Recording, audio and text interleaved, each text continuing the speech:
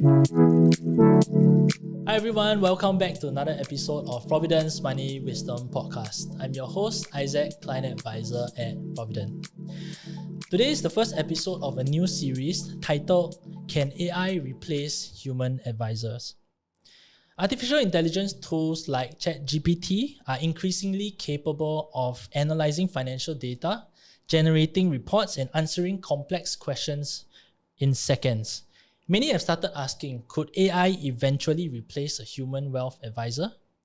In this article series, we examine real-life case studies of clients navigating major life transitions and put AI to the test against a Providend client advisor.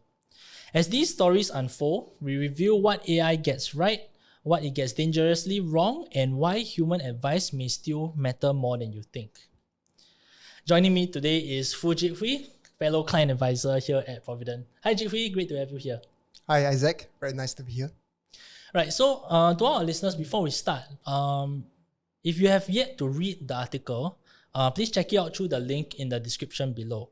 Now let's dive a little deeper into the topic and your thought process when writing this article. Retirement is an event that most of us eventually go through.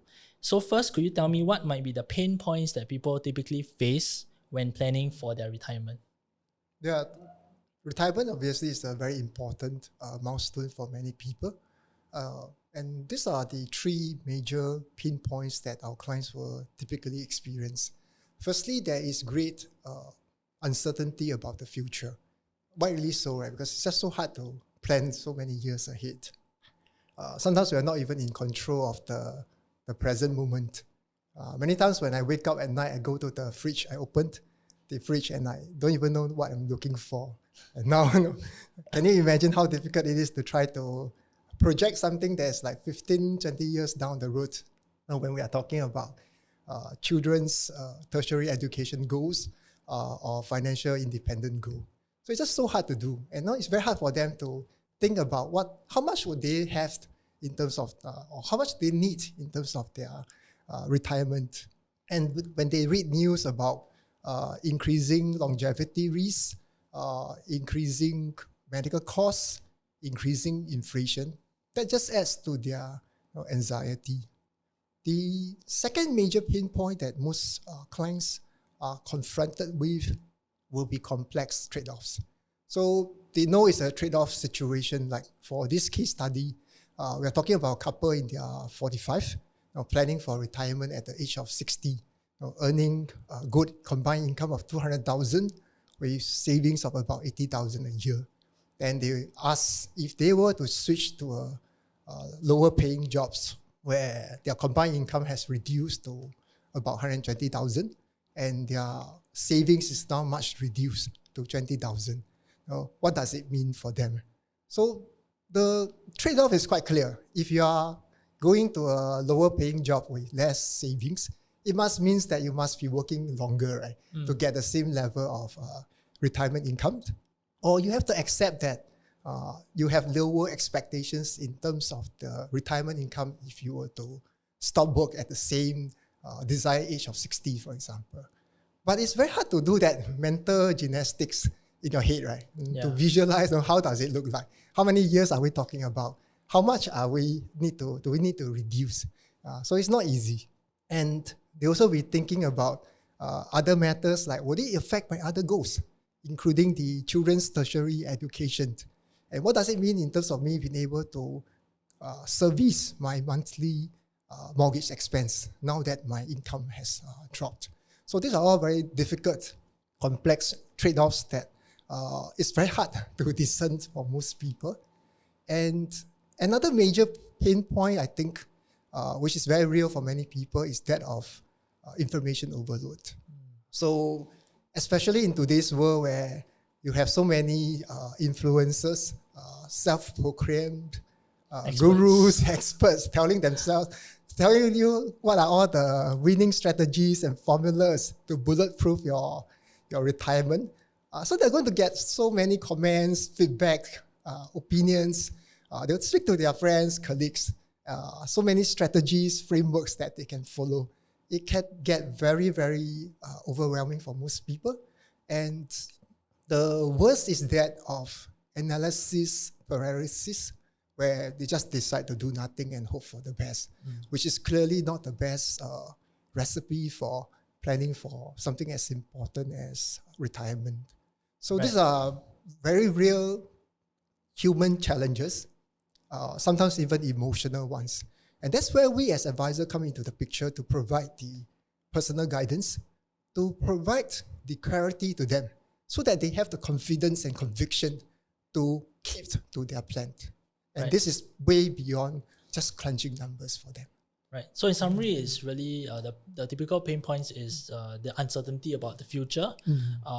Trade-offs can be quite complex to identify. And of course, the last point was about information overload, right? That's There's right. so many different kind of information that could lead to paralysis of analysis. That's right. Okay, so in the case study of your article, right, there's this scenario that, there's this couple who is 45, and they're planning for their retirement. So just a bit of a background for our listeners.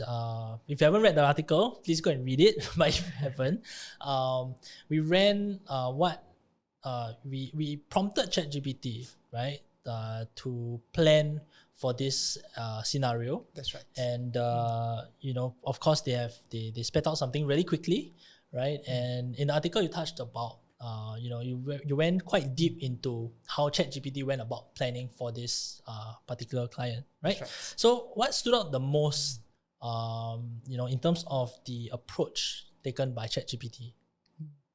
Well, firstly, what stood out is really how strong ChatGPT is at the technical front. It's very good in terms of the framework and structure. The outputs are clearly organized, and it is able to do computation on the fly and generate the scenario instantly. In this case, we also inject a case of if we change the assumptions in terms of the mortality age of the couple from 90 to 95, and ChatGPT just split out the outputs immediately. And it can present complex concepts in very easy to understand language that I think most layman or user will be able to comprehend at least what is the gist of the outputs, right? Okay. So are there any limitations to the approach taken by ChatGPT? Yes, definitely. So I think we will still keep our jobs as a client advisors. I think our jobs are safe for the near future. Yeah, so I think there are three major limitations. Firstly, you need to have good prompt and context engineering to bring out the best of ChatGPT. So what do I mean? You have to be very clear about the context, the details that you give to ChatGPT so that it's able to produce the outputs that are relevant for your case. And then, even then, you also need to be reasonably knowledgeable to be able to discern the outputs that was provided by ChatGPT, to give follow-up prompts so that ChatGPT is able to understand what is your true concerns and objectives, what are your most important goals, so that then it can do the analysis and come up with the right solutions that is fit for your purpose. Right. Could you give an example of that? Like, knowing how to, follow up, with the initial response? Yep, indeed. So in this case, what is very glaring is the ChatGPT ignores certain local context.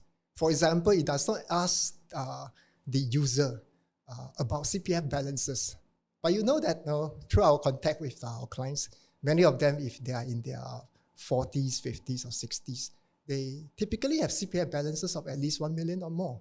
And that constitutes a sizable proportion of their total net worth. And yet this was completely ignored by ChatGPT. It is not asked, by the way, can I just check in with you what is your CPF balances? And we should then incorporate into your CPF life paid out as part of your retirement income. Right. So if let's say a layman was to put a prompt about, create a comprehensive plan for me, and he might, if he just accept what the initial output was, Yes. he might have missed out on things like, of course, the most obvious example is CPF, but other things as well. If you don't know how to, or at least if you don't have the base knowledge on financial planning, he might not know the right prompts to ask subsequently, right? That's right. Like, could you take into consideration CPF, for example? Yes. Right, and because of how sizable CPF is for a lot of Singaporeans, this can actually lead to a very, very different retirement outcome. That's right. For the person lah. Yeah. That's right. The other very obvious matter that was overlooked was to ask about insurance as well.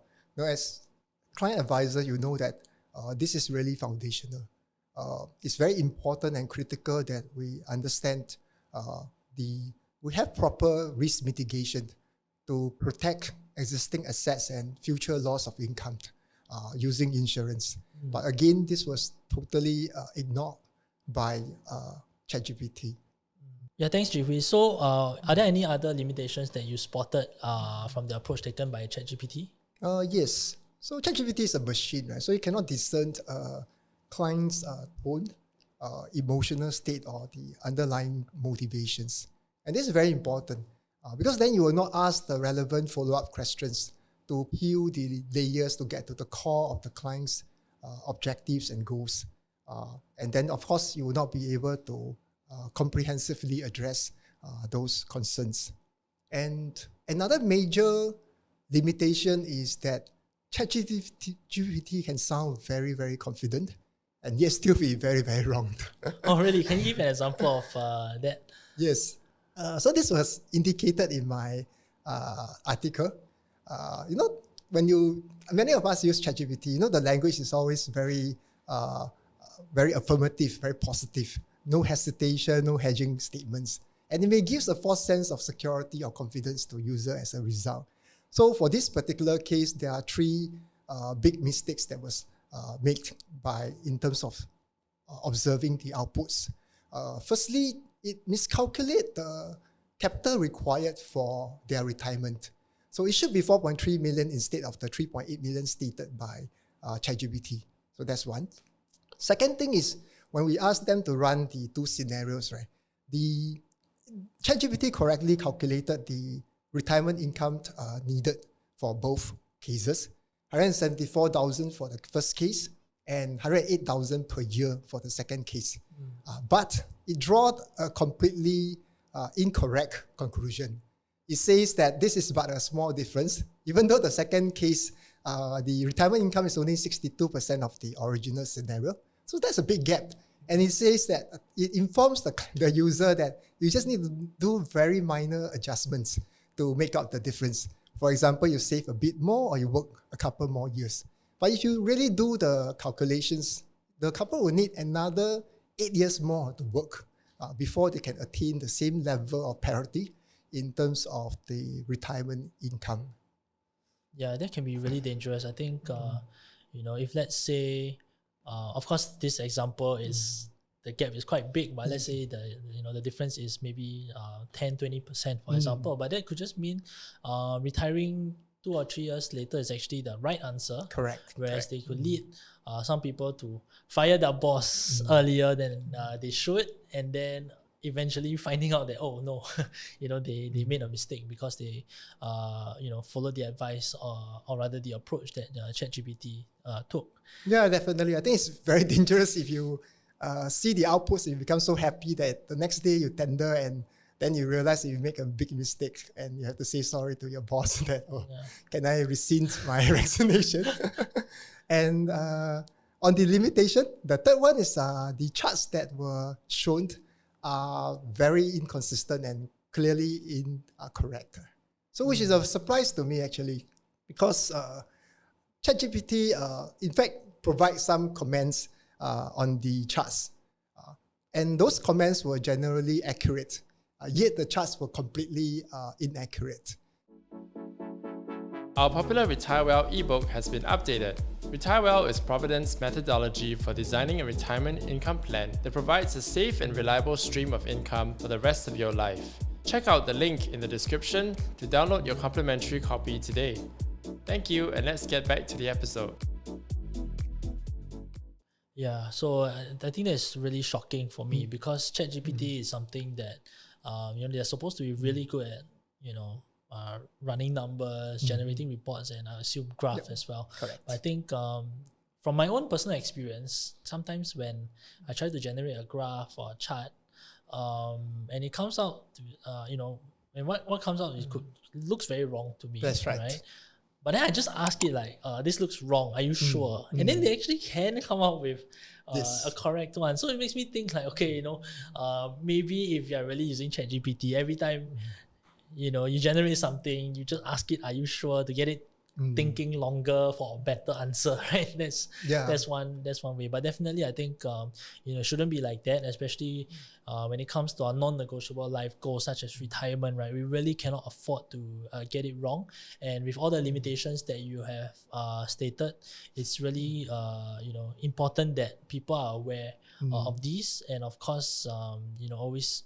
Of course, you can use ChatGPT for simple calculations, but for a comprehensive wealth plan, I think, we have to be cautious when it comes to using ChatGPT. Yeah, definitely. Okay, so throughout the article, you mentioned that, or rather, you laid out the process to guide the client through, right? And do you think all of those steps are necessary, right? I think first you can maybe just share with our listeners what these steps are, right? And also, why do you think all of it are necessary? Thanks for that. So to provide the context to the listeners, in this case, I indicated that in Providence, we kind of adapted the 6-step process that most financial planning practitioners are used to. But if you were to simplify it, there are broadly 3 major areas. First area is that of building relationship and fact find of the client. Understand what are their finances, their needs and requirements.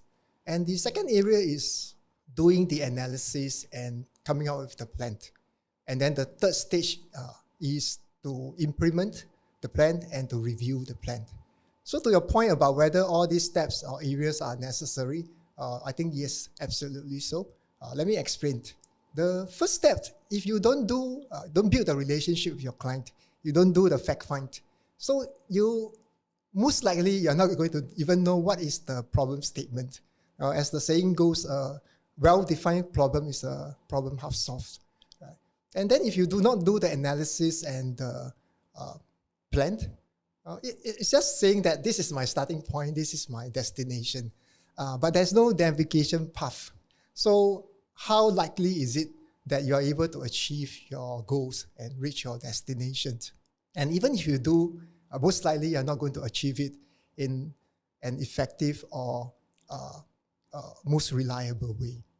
And if you do not execute or implement your plan, a vision without action is but a dream. A financial plan without execution is hope disguised as progress. I don't know how you come up with all these things. I'm sure you took some time to remember that before this episode. But yes, I think to the point, right? All 3 are important because all 3 are related as well, right? It's not about just doing this, doing that, and that. All 3 can actually influence the way that we would eventually plan and execute for our clients, right? If we don't establish a good relationship with our clients, if we don't have a good discovery process where we understand our clients on a deeper level, how can we start on the analysis without doing that, right? We could just perhaps maybe answer a quantitative question that they have for us, right? Like how many more years of saving do I need to have before I can retire, or when can I retire, right? But as practitioners, we know that really is a lot of things that we uncover in discovery influence the plan materially, and the eventual plan that we execute for our clients materially. That's right.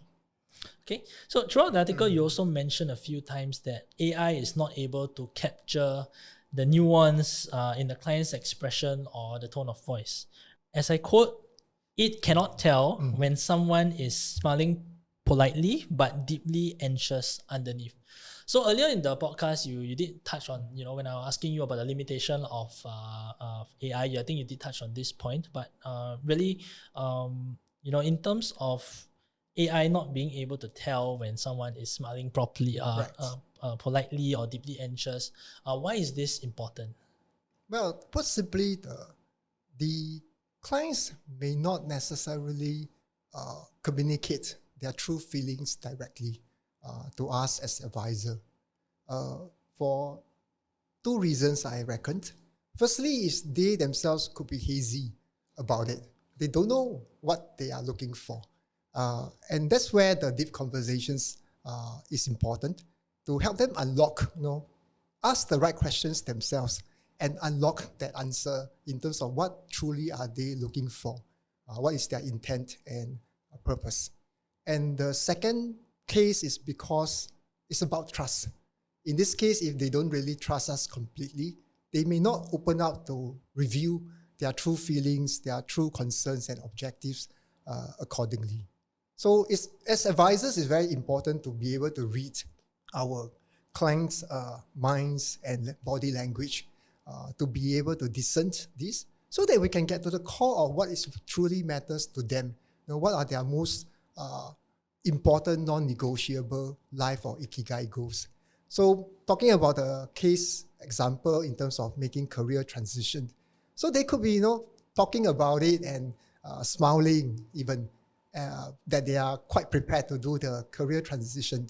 But maybe deep inside, there is a deep-rooted fear that I have this big loss in income that is hard for me to make adjustment. Or maybe I have this big loss in terms of self-identity or self-worth because I'm so ingrained in terms of how others view me in my corporate role. Yeah, so that's a great point. I think ChatGPT, at least at this point in time, we know the AI is always evolving, but they're really not able to capture all these nuances. And all this through the deep conversations that we have with our clients, we actually get to uncover all these and actually, in terms of the direction that our clients eventually take, might not be going through with that decision. Through a deep conversation with us, maybe they realize that this in terms of their identity, this role plays a big part in that. So in the end, they might decide to take maybe, wait a while more or transition to a different role or take a sabbatical, right? In the end, decide to not do something so drastic, right? Which adds a lot of value, I think, into crafting the plan, or rather it adds a lot of value in giving clarity, I would say, to what the clients really want. That's right. ChatGPT really depends a lot on you knowing exactly what you want. That's right. And of course, there are some people that know exactly what they want.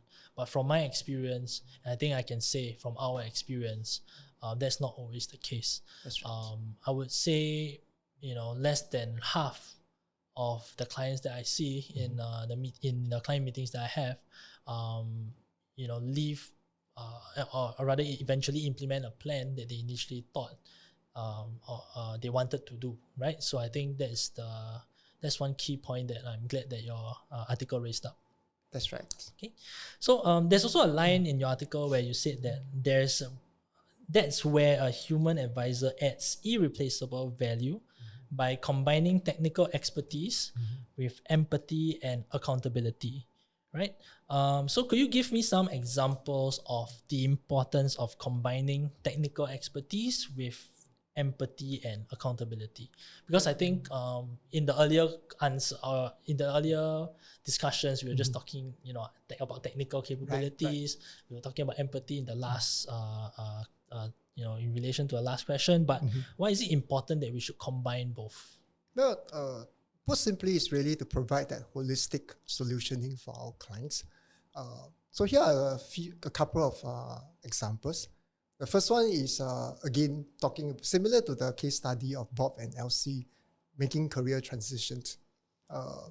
It's very easy at the technical front to come up with, say, 3 scenarios. The first scenario is your status quo. You keep to the same job. And you come up with a stress scenario, for example, that both of you quit your job and do volunteer work full-time. Or it could be a case of third scenario, or you take a lower paying job with much reduced savings. So that's very easy to do from a technical standpoint, and they see the trade-offs. But I think more importantly is really the empathy, being able to understand at the emotional level, what does these scenarios mean to them, right? So some of the feelings that they may be confronted with is what we talked about earlier in terms of potential loss of income, loss of self-identity. Or conversely, it could be the other side where there is a fear that if I continue with this high pressure, high intensity work, then my health will suffer, or I'm already suffering in terms of health, or that I don't have time for my family. And especially when the children are in their formative years and you want to form very wonderful memories with them and you lost that. Yeah, so of course it's important that we empathize, but at the same time we are able to translate that to actual solutions, and that's Correct. why it's important that combining both, is important. Yeah. Yes, and that's important because then there's the emotional attachment to the scenarios and the decisions. And once we get through that, it's highly likely there will be strong buy-in from the clients to be able to execute and keep to the plan. And then we can act as an accountability manager a lot better in terms of maybe telling them that this is the decision that you have taken collectively after going through that due process. And that now the understanding is that with a lower paying job, we want to be a lot more intentional and disciplined in having a higher savings rate so that we can still fulfill our desired retirement plan. Right. Yeah, I think you raised up a good point, because if you work collaboratively to create the plan, if I can put it very simply, is that our clients love the plan that we create, because it's something that we work together on. So yeah, I think that's a great point. So Jit Hwee, last question. Helen, so sorry for overrunning, right? We never ever keep it to 30 minutes, right? But thank you all for still staying around. But really, Jit Hwee, in all seriousness, in recent years, we have seen AI taking over different jobs, right? And do you think AI will replace the role of an advisor one day? And can AI play a more support role towards advisor, meaning to say enhancing an advisor rather than replacing an advisor? Right. Well, I suppose this will come across as self-serving. I don't think AI will replace me. You don't think, and you hope not. Yeah, we hope not. Yeah. So this is a message to my boss. So in all seriousness, I personally don't think AI will replace humans in the near or medium term, at least in the next 15 to 20 years. But there are many areas that we can tap on AI to help us. Because it's clearly very strong in certain areas, right? As we talked about earlier. It can help in terms of collecting data from our clients, helping to organize the data, doing computations and scenario generation even, but in a controlled, secured and trained environment so that you can ascertain the quality of the outputs. It can help with many administrative tasks in terms of filing the documents, coming up with the documentation, scheduling of meetings, for example. It can come up with the first draft of our emails that we can vet before we send out. It can answer very simple questions that are just factual or technical in nature. And this will help to free up our time for the real human work that is valued by our customers or clients in helping to build trust with them, understanding nuance, interpret emotions, bridge conflicting goals or differing views. And more importantly, is really to help our clients make meaning out of money. And that is true money wisdom, right? That we view money as a tool to enable us to achieve our non-negotiable goals. Yeah. So I strongly believe that an advisor who collaborates with AI will be able to provide deeper, better, faster, and more personalized advice to our clients. Right. So in summary, to our bosses, right? AI is not gonna replace us, but it's gonna enhance us and make us more productive. Okay, so that's all for the time we have today. Thank you so much, Jit Hwee, for your time and insights, and of course for writing that really interesting article. And to all our listeners, I really hope that you will, for those that have not seen the article, please go to the link in the description. Click on it. It's quite a lengthy one, but I promise that you will find it very interesting by the end of it. To all our listeners, I hope you enjoyed the first episode of this new series. So if you like this episode, please like and subscribe if you haven't done so already. And also my producer Helen said, please remember to share with your friends as well. Right? Once again, thank you all for watching and listening, and I'll see you all in the next episode. All analysis, views or opinions from interviews, recommendations and other information broadcasted, podcasted or published herein are provided for general information purposes only.